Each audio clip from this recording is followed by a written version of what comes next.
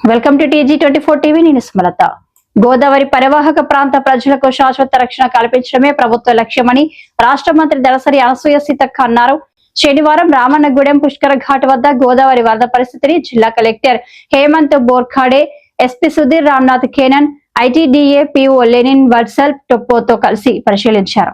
ముందస్తు చర్యలతో ఎలాంటి ప్రాణ ఆస్తి నష్టం జరగకుండా జిల్లా యంత్రాంగం అప్రమత్తంగా పనిచేస్తుందని తెలిపారు.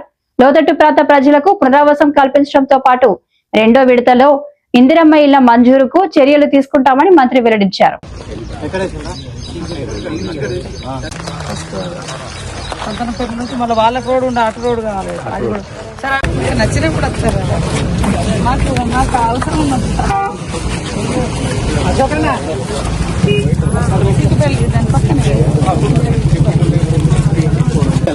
అక్కడ ఉన్న దగ్గర నుండి మొత్తం మళ్ళా చిన్నగా ఉంటుంది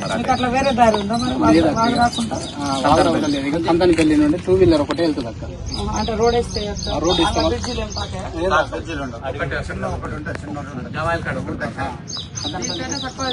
తక్కువ